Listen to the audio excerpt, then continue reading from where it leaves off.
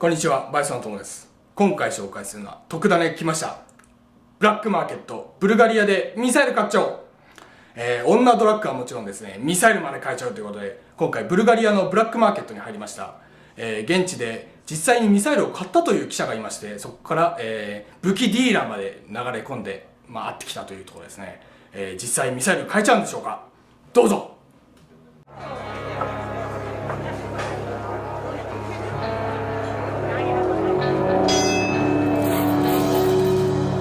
We came back from Bulgaria, blown away by our biggest story that we'd ever done, feeling like we were 60 Minutes or something. And we gave all the footage to our editor, Jake, and Jake was confused and saddened and freaked out by it. So what we're going to do is go through the whole editing process with Jake. Did you go to Varna or Baffa first? I don't know what Baffa is. I think Baffa is Varna. That's Cyrillic, that's phonetic, and that's English. So we should start there. We did an article in the magazine about a French journalist who went to Bulgaria and bought a warhead on the black market. We were so fascinated by this that we decided to fly to Sofia and research it ourselves. And when we were there, we met this guy who had written the first article about it from Standard. He's an American dude, but he's been living there for 10 years. Every big arms scandal that happened in the world had a Bulgarian connection. Sure. They'd find some box which said these bullets were made in Bulgaria. He's the guy who helped us find this Ivanov. It's not his right name. It's like Ivanov is like Smith. You know, it's like you don't want anyone to know, like me, Smith, Ivanov. I first heard about Mr. Ivanov in 2001, a couple months after September 11. He is a former military intelligence colonel. He went into private business finding construction workers for the building industry in Saudi Arabia. The Bin Laden family is one of the most powerful in Saudi Arabia, and if you're going to do construction work in Saudi Arabia, you're going to work with them one way or the other. We're interviewing this dude who sold a warhead on the black market.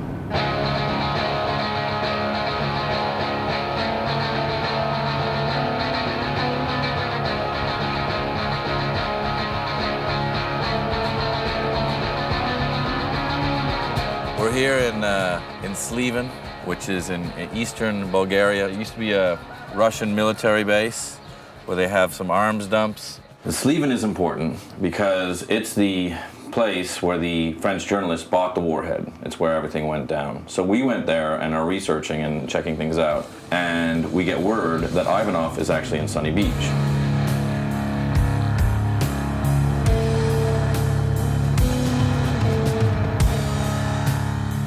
We just got to Sunny Beach. We've been driving for 6 hours. We're on the Black Sea. Apparently Ivanov is here doing a construction project for retirees.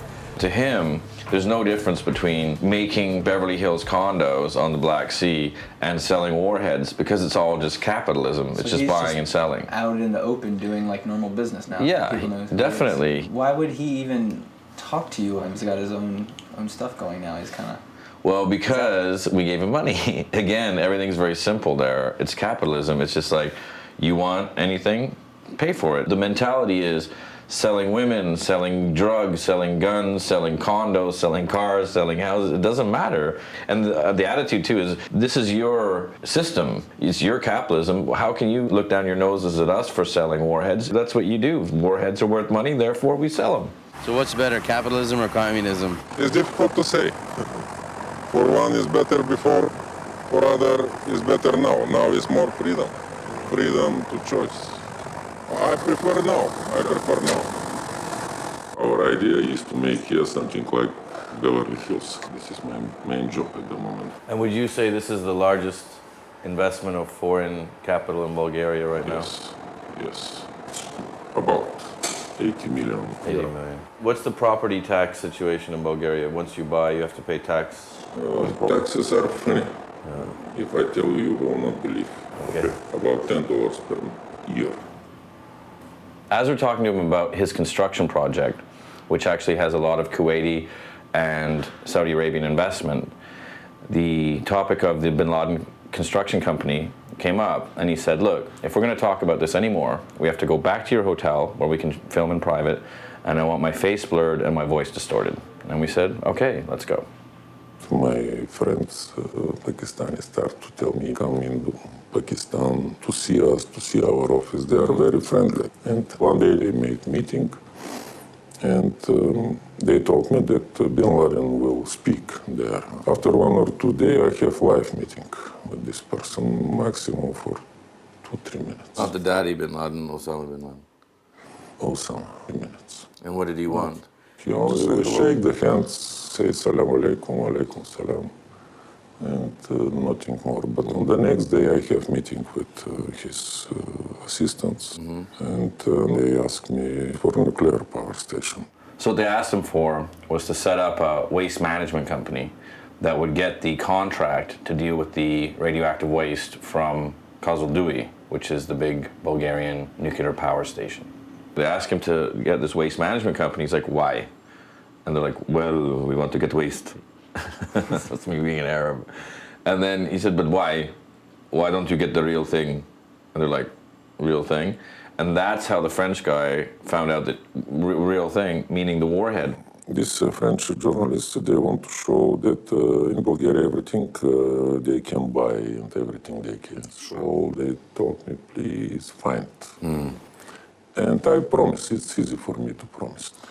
This shell I show to them, and they bring one military specialist. He gave me 100 questions, but I gave total answers. So they brought in Fyodor Pachenko, who was the ex-vice director of the Soviet atomic program, to verify that it was real. And finally, he told that this is credible. When you actually see the footage of the detonator, you're like, they don't need to get shitty radioactive waste. They can buy a plutonium detonator on the black market. So that's when you're like, holy shit, holy shit, holy shit. So why is it called a dirty bomb because it's made with waste? Yes. Okay. So let's say you set off a dirty bomb made out of cesium or something, some radioactive material in New York. It wouldn't kill that many people. Maybe it would kill like a couple thousand people, but it would irradiate all of Manhattan. So everyone would have to leave New York because the chances of getting cancer would increase like 100% day by day. Obviously, nobody wants to get cancer, so they leave. You can't come back for another 30 or 40 years, and you can't clean it up. So New York ceases to exist. It's done, which would kill America, right? So where's the bomb? The VICE remained 1 year in the house of my mother here, and he put vegetables in one garden. Well, we said, where's the bomb? And he said, oh, I buried it in my mother's garden in Varna. And we're like, well, hey, we'll give you money. Let's go get, we'll go see the bomb. He's like, no, we can't. We tried to find out, but, the bomb's still out there, which is kind of terrifying. Or there's other bombs. I mean, this was part of the old Soviet arms dump from Sliven. There might be 10 other bombs. God knows who the hell bought them.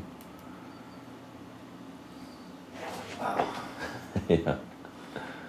So if you can go buy one of these things on the black market, that's it. Which you guys just went and found. Yeah, we found the dude who sold it. Then that's it. That's the end of time, man. Because, it could be Osama bin Laden. It could be some white supremacist dude from Arkansas. It could be some guy who hates your football team, whatever it is. I know. Why don't we know this? Why aren't we being told this?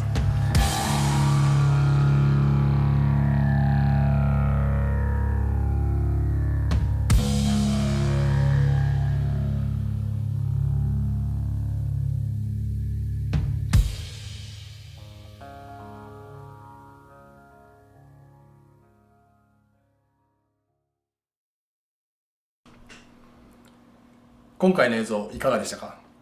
バイスの映像には右上にロゴが出ていると思うんですけれども、そこをクリックでチャンネルの登録ができます。忘れずにしてください。また会いましょう。